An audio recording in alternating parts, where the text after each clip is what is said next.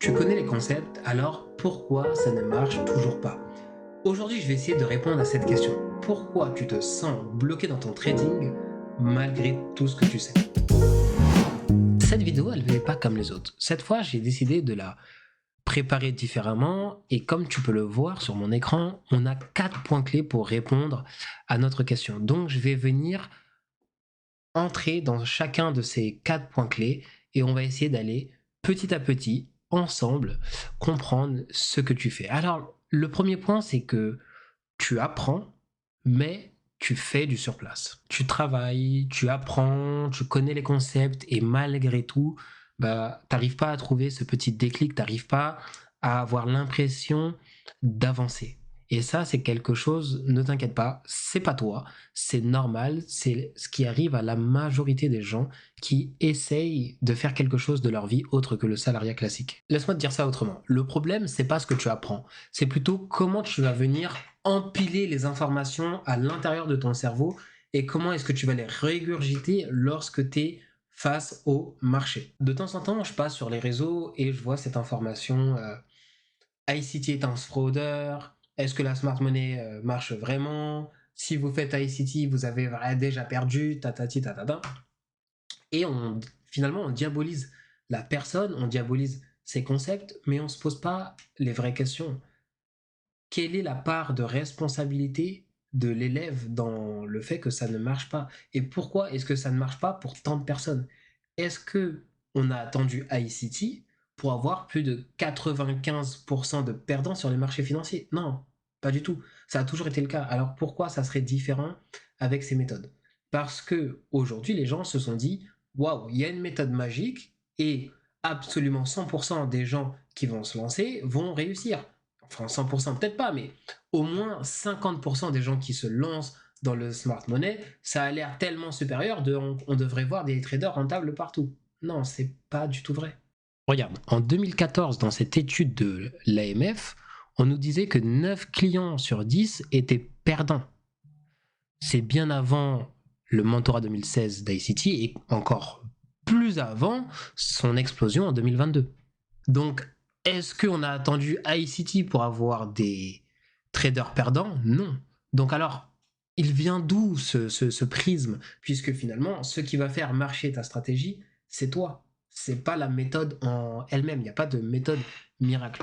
C'est juste que ceux qui arrivent avec le trading en smart money vont atteindre des sommets plus élevés que ceux qui ont un trading classique. Mais tu peux autant gagner avec un trading classique qu'un trading smart money. Et du coup, on peut se demander à quoi servent les concepts. On va parler de market shift, de break of structure, de CISD, de order block, breaker block, ce que tu veux, first VG, suspension block. Et je pourrais continuer comme ça longtemps. Tu vois, au moment où cette vidéo elle va sortir, normalement, sur Instagram, j'aurais sorti une suite de réels où on revient sur des concepts techniques, market shift, CISD, BOS. Mais en fait, tout pris de manière isolée, tu n'arriveras pas à en faire quelque chose. Mais la vérité, elle est beaucoup plus simple. Alors, je te propose d'aller ouvrir un graphique et de voir ensemble à quoi servent les concepts de trading. Donc, on est sur un graphique. Je vais te parler comme si tu étais un trader déjà avancé. Donc, si tu es débutant, n'oublie pas, tu peux rejoindre la communauté School gratuitement pour l'instant et apprendre à comprendre tout ce que je vais évoquer. Si je prends ce range de prix, par exemple, on va prendre ce bas, hop, et ce haut. Je vais prendre un range aussi précédent pour donner un petit peu, et celui-ci. On va d'abord se concentrer sur ce qu'il y a à l'intérieur.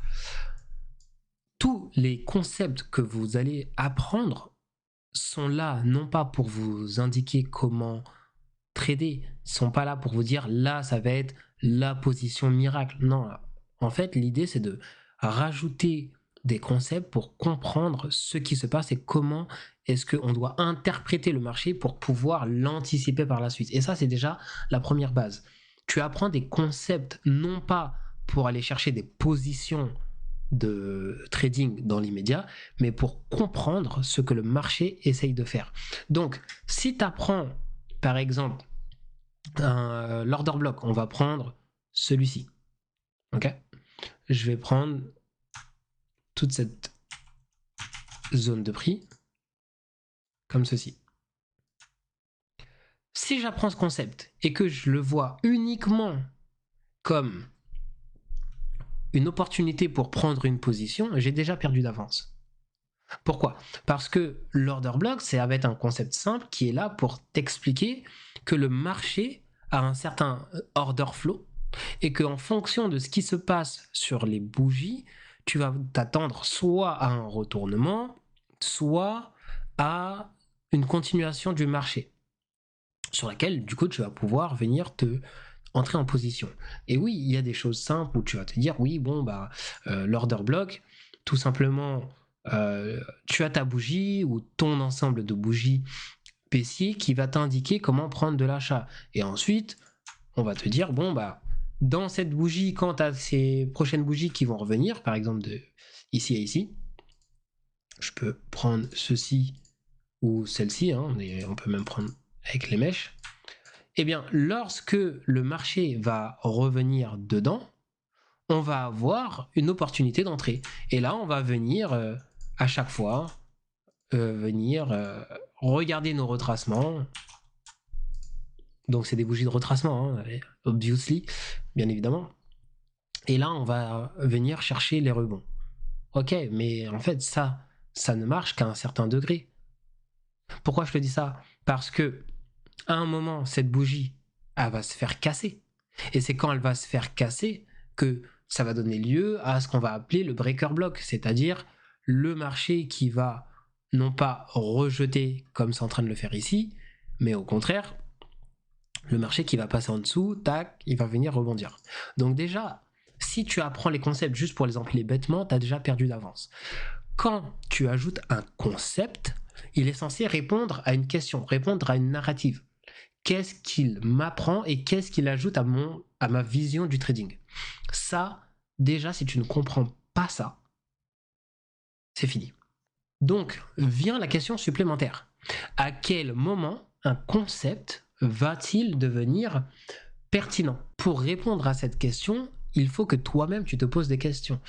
Est-ce que ce concept que je viens d'apprendre me sert à trouver mon biais ? Est-ce qu'il me sert à trouver une entrée ? Est-ce qu'il me sert à trouver une confirmation ?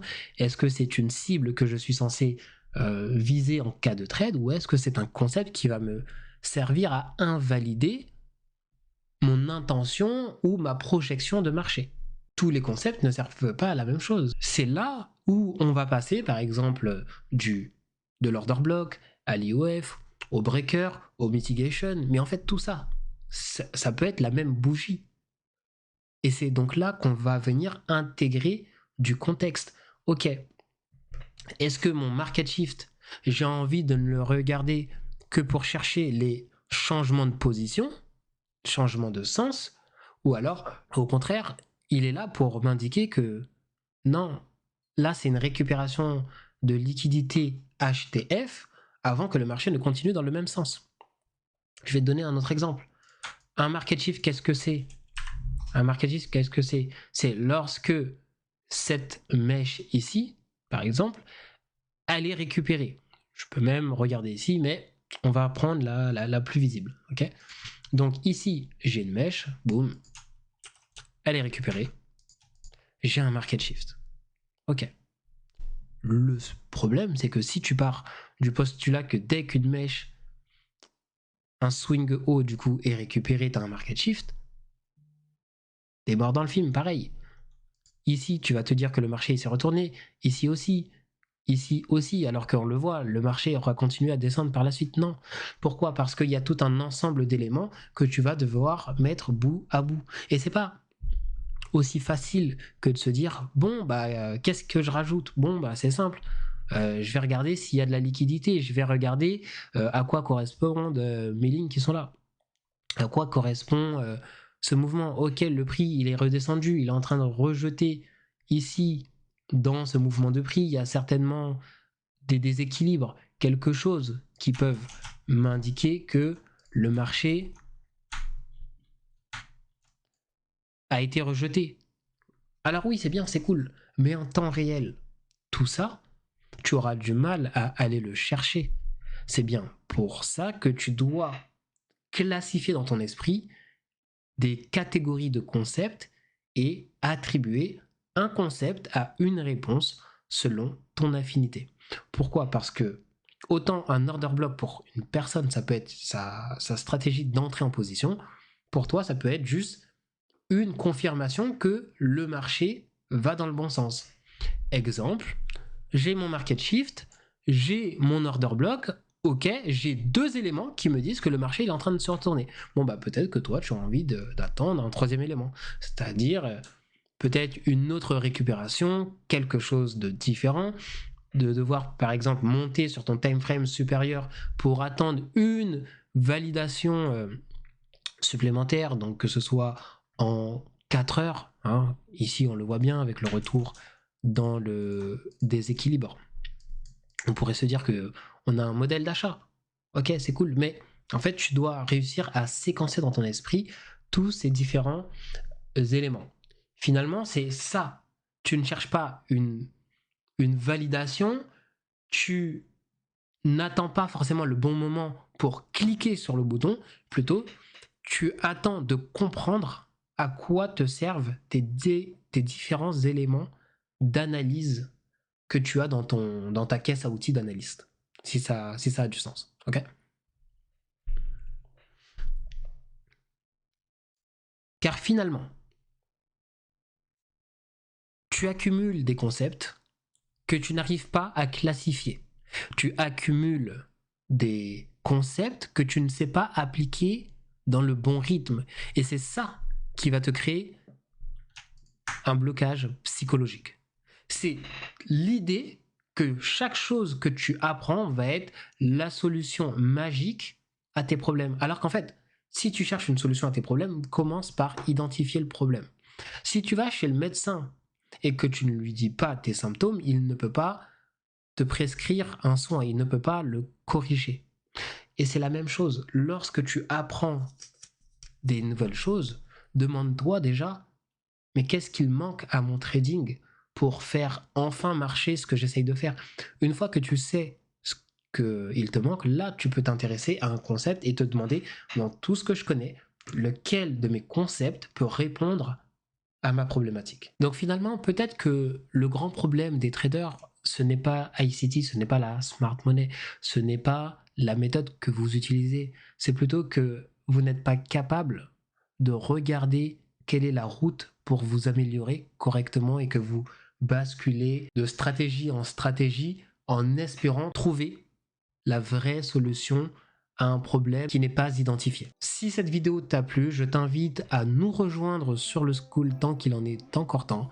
Encore une fois, pour l'instant, le Skool, il est gratuit, mais ça ne restera pas comme ça éternellement. Allez, jusqu'à la prochaine fois. Ciao, ciao.